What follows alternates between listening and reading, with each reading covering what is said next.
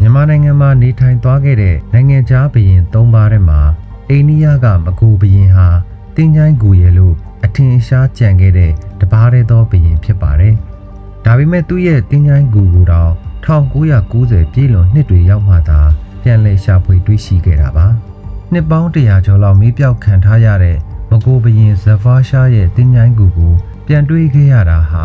သူ့ကိုသူတော်စင်အဖြစ်ကြီးညိုသူတွေနဲ့ဥရဒူကဗျာဆရာကြီးအဖြစ်လေးစားသူတွေအတွက်တော့အလွန်ကိုအားတက်စရာဖြစ်ခဲ့ပါတယ်။ဘုရင်ဇဗာရှားကိုဒေလီမြို့ကနေဗြိတိရှတွေကဖမ်းဆီးခေါ်ဆောင်လာခဲ့ပြီးတော့အဲ့ဒီတုန်းကသူ့ကိုဗြိတိရှတွေသိမ်းပိုက်ထားတဲ့မြန်မာနိုင်ငံအောက်ပိုင်းကရန်ကုန်မြို့ကိုပြည်နှင်တန်ပေးပြီးတော့ပို့ဆောင်ခဲ့ပါတယ်။1862ခုနှစ်မှာရန်ကုန်မြို့က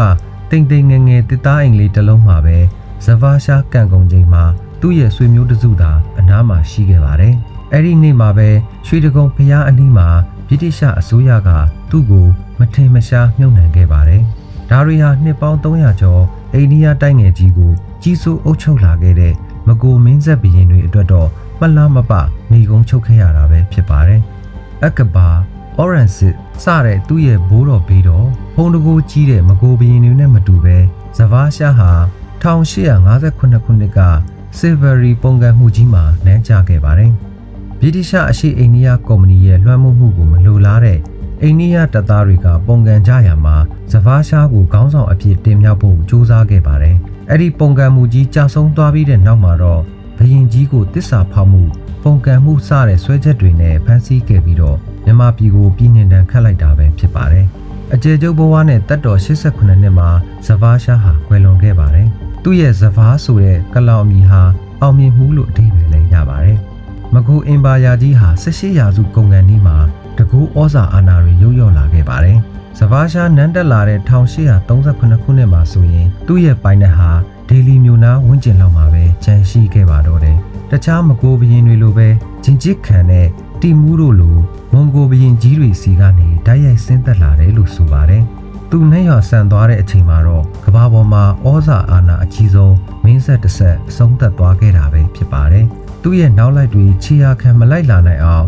ဘုရင်ဇဗာရှားကိုဗြိတိရှအစိုးရကမထင်မရှားမြုပ်နှံခဲ့ပါတော့တယ်။သူကွယ်လွန်ခဲ့တဲ့တဲ့င်းဟာအိန္ဒိယကိုရောက်ရှိဖို့အတွက်2ပတ်လောက်ကြာခဲ့ပြီးတော့ဘယ်သူမှလည်းသတိမပြုမိလိုက်ကြပါဘူး။ဒီလိုနဲ့အနှစ်100ကျော်တိမ်မြုပ်နေခဲ့ပေမဲ့1980ပြည့်လွန်နှစ်တွေမှာအိန္ဒိယကရုပ်သံဇာတ်လမ်းတွေကြောင့်သူ့ရဲ့နာမည်ဟာပြန်လည်ထင်ရှားလာခဲ့ပါတော့တယ်။သူ့ရဲ့နာမည်ကိုမှဲ့ခေါ်ထားခဲ့တဲ့လမ်းတွေဒေလီနဲ့ကရာချီမြို့တွေမှာရှိလာခဲ့သလို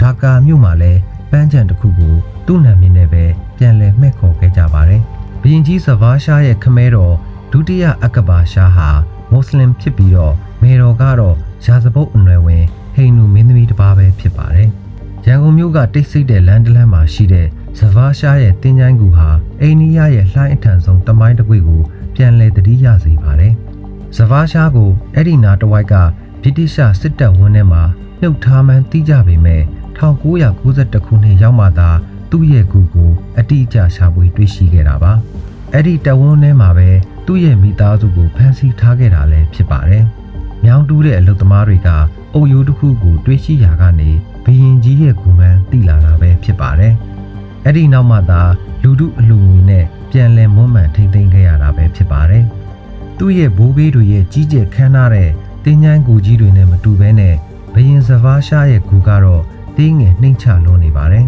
။ဇဗာရှားဟာဥရဒူဘာသာစကားမှာကျွမ်းကျင်ပိုင်နိုင်သူဖြစ်လို့သူ့ရဲ့ဘဝကဗျာအချစ်ကဗျာတွေဟာအလွန်ထင်ရှားလာပါတယ်။သူ့ကိုရေးစရာစက်ကူနဲ့ကလောင်နံမပေးတဲ့အချင်းဆန်ဘဝမှာတော့ဘုရင်ကြီးဟာမိသွေးနဲ့နံရံတွေပေါ်မှာစာဆက်တည်ကုန်းခဲ့တယ်လို့ဆိုပါတယ်။သူထီးနှမ်းတဲ့နိုင်ငံကိုလက်လွတ်ခဲ့ရပေမဲ့လည်းသူတော်စင်ကဗျာဆရာကြီးအဖြစ်နဲ့တော့လူတွေရဲ့အသိနှလုံးကိုယနေ့တိုင်ဖန်ဆားနိုင်တာပဲဖြစ်ပါတယ်။မိတ်ဆွေတို့အနေနဲ့ရောဘုရင်ကြီးဇဗာရှားရဲ့အုပ်ကူတွေးရှိမှုနဲ့ပတ်သက်ပြီးတော့ကွန်မန့်မှာဝင်ရောက်ဆွေးနွေးပေးသွားကြပါဦး။နောက်ဗီဒီယိုတွေမှာပြန်တွေ့ကြပါမယ်။